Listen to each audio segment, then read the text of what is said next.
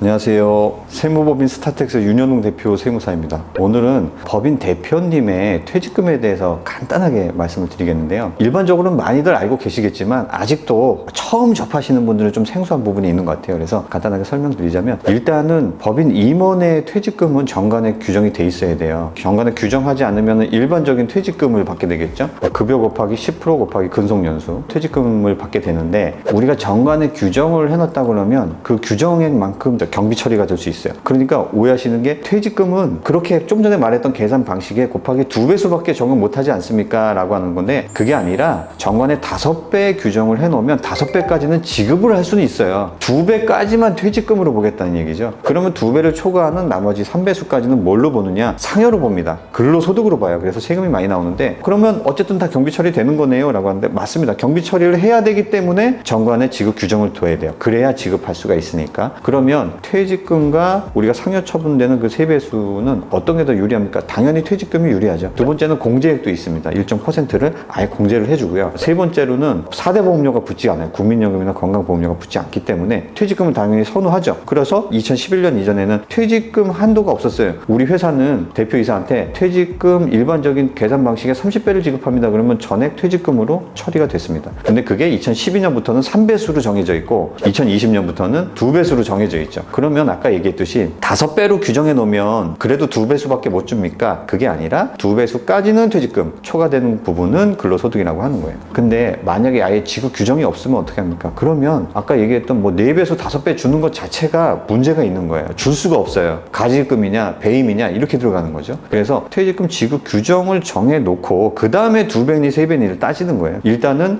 우리가 정관을 조금 정비를 해서 퇴직금 지급 규정은 올려놓고요. 근데 여기서 문제가 되는 거는, 정관에서 3배 했다, 4배 했다, 5배 했다 하면 정관을 고칠 때마다 여러 가지 절차와 비용이 소모되겠죠. 그래서 보통 어떻게 하냐면, 정관에는 대표이사를 포함한 임원 퇴직금에 대해서는 이사회나 주주총회 의결사항으로 한다라는 식으로 정해놔요. 그러면 우리 이사회나 주주총회 같은 경우에는 얼마든지 새로 열고 닫고 여러 번 할 수도 있잖아요. 그런 것들은 아무래도 비상장 주식 같은 경우는 좀 자유롭다 보니까 그렇게 하면 좀 편할 수 있을 것 같아요. 그래서 한동안 유행했던 게, 예전에는 CEO 플랜이 있었고 요즘에는 경영인 정기보험이니 그런 것들이 있잖아요. 그래서 그것도 퇴직금이랑 연계해서 최대한 절세를 한다, 이런 컨셉이었고, 지금 보시면은 이제 저번에도 한번 언급은 드렸는데, DC형 퇴직연금을 가입하는 법인이나 개인 사업자들이 있는데, 법인 같은 경우에는 DC형 퇴직연금이 이렇게 보면 대표자 상여 부분에 대해서는, 퇴직금에 대해서는 그렇게 유리하지 않을 수 있어요. 보통 법인 같은 경우에 정관이나 그런 위임 규정에 퇴직금 지급 규정이 높게 설정되어 있는 경우에는